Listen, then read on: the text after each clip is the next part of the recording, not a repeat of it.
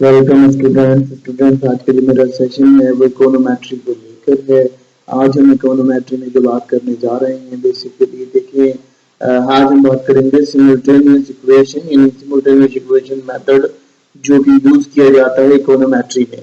Simultaneous equation method हम ऐसे समझ लेते हैं कि एक वक्त में 4 या 5 वेरिएबल को एक ही मार्केट में ऑपरेट करना, एक ही सिस्टम में ऑपरेट करना का नाम सिमुल्टेनियस है। सिमुल्टेनियस का मतलब ये होता है कि एक वक्त में कई काम एक ही जगह हो रहे हो, जैसे हवा, आग, पानी सबका सब एक साथ चल रहा हो। तो उसमें क्या होता है कि ये आपके सिमुल्टेनियस वेरिएबल। एग्जांपल के तौर पर मैं आपको समझा दूं कि एक वक्त में चूल्हा चल रहा है, चूल्हे के साथ हवा भी चल रही है, ठीक है, हवा के साथ जो है वो आपका जो खाना है वो भी पक रहा है।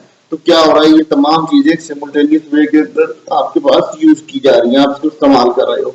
तो इसी तरह से मॉडल जब बात करते हैं इकोनोमेट्रिक मॉडल की, तो इकोनोमेट्रिक मॉडल भी कुछ ऐसे वेरिएबल को रखता है जो वेरिएबल उसको सिमुल्टेनियसली वर्क करते हैं उसके ऊपर। जरा बेसिक कंसेप्ट को डिटरमाइन करते हैं कि सिमुल्टेनियस इक्वेशन बेसिकली होता क्या है। देखिए, सिमुल्टेनियसली इक्वेशन मॉडल जो होता है उसको हम इस तरह समझ लेते हैं कि जब एक वक्त में आपके पास कई वेरिएबल को हम फाइंड करते हैं, मार्केट के लेवल पर देखें या हम उसको किसी और लेवल पर भी देखें, तो हमारे पास जैसे लेट्स सपोज मैं बताता हूँ आपको कि जी आपने एक वक्त में दो चीजें डिटरमाइन करनी है। एक तो टाइम आपने डिटरमाइन करना है और टाइम के साथ साथ आपने जो जो प्रोग्रेस है वो डिटरमाइन करनी। तो ये दोनों के दोनों क्या है, सिमुल्टेनियस है, यानी एक दूसरे से इंटर रिलेटेड है। टाइम जितना लगेगा उतना ही आपकी प्रोग्रेस होगी।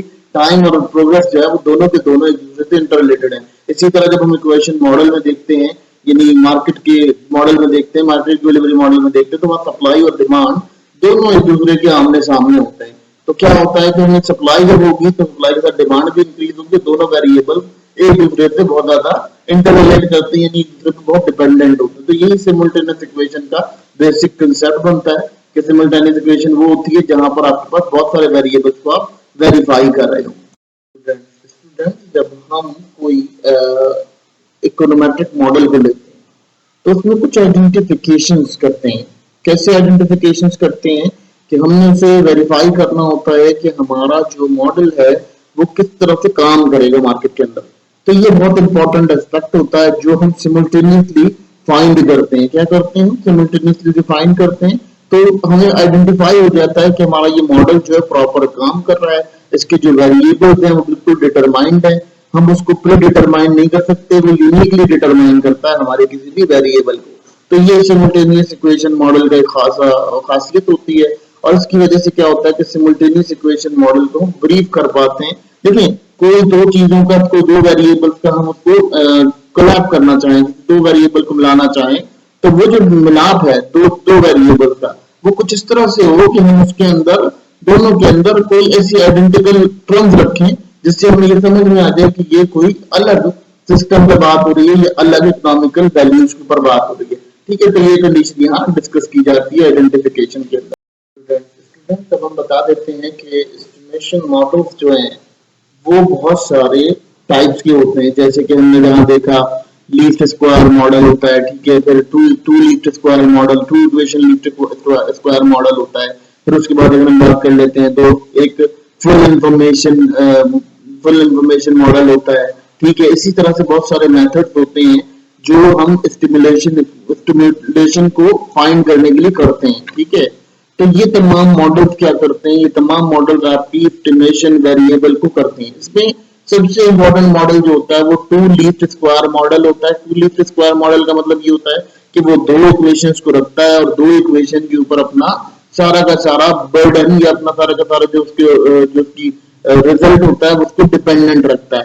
ठीक है, इससे क्या होता है, इससे उसका जो विजन होता है वो बहुत ज्यादा कंसाइज हो जाता है, बहुत ज्यादा ओपन हो जाता है, जिससे स्टूडेंट्स को समझ में आ जाता है कि उनका जो नेचर ऑफ मॉडल है वो किस किस्म का है।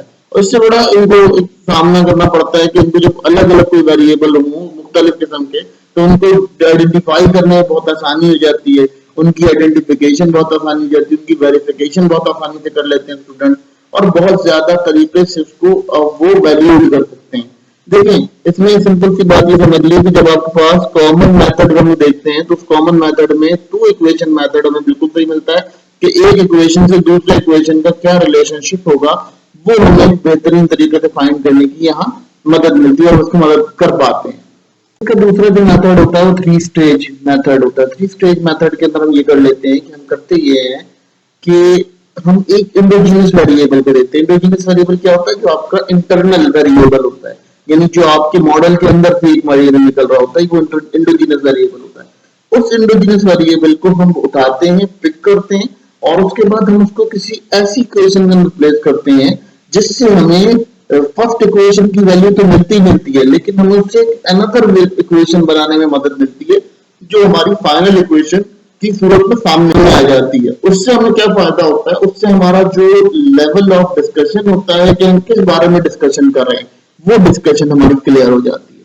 और ये स्टूडेंट को इसलिए पता होना चाहिए क्योंकि उनका जो सिस्टम है वो किन एक्सटर्मिनेशन मेथड के ऊपर डील करता है, ये बहुत ज्यादा इंपॉर्टेंट होता है। जब वो कोई वैल्यू कोई मॉडल के अंदर प्लॉट कर रहे होते हैं तो उन्हें ये चीज क्लियर होनी चाहिए कि वो किस मॉडल के ऊपर बात कर रहे हैं। आपका जो सिस्टम आता है सबसे इंपॉर्टेंट चीज जो होती है वो ये होती है कि आपने मॉडल एवेल्युएशन करनी होगी। मॉडल एवेल्युएशन कैसे करेंगे कि आपने जितनी भी इक्वेशंस को जोड़ा है उन इक्वेशंस को अपनी मॉडल के अंदर प्लेस कर देखते हो कि आपका जो मॉडल है वो किस हद तक काम कर रहा है, उसकी एरर टर्म के साथ क्या ताल्लुकात हैं, उसके इंडोजीनियस वेरिएबल्स के साथ क्या ताल्लुकात हैं, उसकी एक्सोजीनियस वेरिएबल्स के साथ क्या ताल्लुकात हैं, और वो मॉडल आपका एग्जैक्ट वे में किस तरह से परफॉर्म कर रहा है।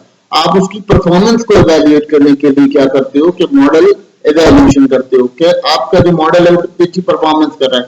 सिंपल है, जैसे हम किसी काम का प्रोग्रेस देख रहे होते हैं, किसी चीज को प्रोग्रेस करते हैं कि जी हमने ये काम किया तो इसका क्या रिजल्ट निकला या क्या नतीजा निकला, तो वो नतीजा को एनालिसिस करने का नाम आपके पास मॉडल एवेल्युएशन कहलाती है। जो मॉडल एवेल्युएशन होती है वो आपका नतीजा कितना हद तक कारगर होगा या कितना हद तक आप मार्केट में इसको चला सकते हो, ये वो बात करने के लिए आपका मॉडल एवेल्युएशन का सिस्टम क्लियर होता है। बात करते हैं कि ये जो मॉडल हम पढ़ रहे हैं, स्टडी कर रहे हैं, इसका रियल वर्ल्ड में क्या काम है या रियल वर्ल्ड में, इकोनॉमिकल वर्ल्ड में हम इसे कैसे यूज कर पाते हैं। देखिए स्टूडेंट्स, बड़ी क्लियर सी बात करूंगा कि ये कहाँ कहाँ अप्लाई होता है। ये micro economic, macro economic level पर अप्लाई किया जाता है। जितने भी माइक्रो इकोनॉमिक और मैक्रो इकोनॉमिक मॉडल ड्रॉ होते हैं वो इसी बिहाफ पर बनते हैं, ठीक है, सिमुलटेनियस इक्वेशन के बिहाफ पर बनते हैं, क्योंकि उसके अंदर बहुत सारे वेरिएबल्स होते हैं। उन वेरिएबल्स की क्लियरिफिकेशन जो है वो कंडीशन करती है, ठीक है। फिर अगर बात कर लेते हैं आपकी एप्लीकेशन के ऊपर, अगर हम बात करते हैं मजीद, तो इसका सिस्टम कुछ ऐसा हो जाता है कि आपके पास एक वेरिएबल मौजूद है, ठीक है, और आप उसको लगाते हो, जैसे डिमांड एंड सप्लाई मॉडल हो गया, डिमांड एंड सप्लाई के साथ आपका जो मॉडल हो गया, इनपुट आउटपुट मॉडल हो गया, ग्रोथ मॉडल हो गया, इस तरह की जगहों पे ये अप्लाई होता है, ठीक है, कि आपने ग्रोथ फाइंड करनी है, आपने इनपुट आउटपुट मॉडल को फाइंड करना है, ये इससे जो क्लियर विजन आपका क्लियर होता है वो चीजों को आप डिस्कस कर सकते हो। यहाँ की डिस्कशन वहां आ जाती है, वाइडर हो जाती है। ये तो स्टूडेंट्स यहाँ ये हम इसलिए पढ़ रहे होते हैं या हम इसकी डिस्कशन इसलिए कर रहे हैं क्योंकि ये बहुत इंपॉर्टेंट मॉडल है। इससे इकोनोमेट्री के बेसिक कंसेप्ट क्लियर होंगे आपको कि आपको पता चलेगा कि इकोनोमेट्री किस लेवल तक काम करती है। असल में हम क्या करते हैं, हमारे मोस्टली जो पढ़ाने वाले या टीच करने वाले होते हैं कहते हैं कि आप कंप्यूटर से परफॉर्म कर लें। कंप्यूटर से परफॉर्म करना काम नहीं है, बेसिकली कंप्यूटर में तो परफॉर्म करना ही है, लेकिन जो ह्यूमन एरर होता है वो ह्यूमन एरर से समझ में आ जाता है कि आपने किस तरह से परफॉर्म करना है। तो देखिए ह्यूमन बहुत सारी चीजें, कंप्यूटर के अंदर क्या होता है, प्रोसेसर डाटा डाला, उस डाटा ने वो उसका रिजल्ट निकाल दिया, ठीक है, लेकिन ह्यूमन क्या करता है, ह्यूमन उस डाटा को खुद ऑब्जर्व करता है। तो वो जो सॉफ्टवेयर के पीछे जो ऑब्जर्वेशन लगी हुई है वो आपकी ह्यूमन नेचर है, तो इसलिए आपको बढ़ाया जा रहा है ताकि आप ये पर्सनली खुद ड्रॉ कर सको अपने मॉडल को और खुद एवेल्युएट कर सको कि आपने ग्राउंड रियलिटी के ऊपर कितना काम करना है, कितना आपका डिस्कशन पैटर्न होना चाहिए जिससे आपका मॉडल वेरीफाई हो। तो बेसिकली ये डिस्कशन हम इस सेशन में कर रहे हैं।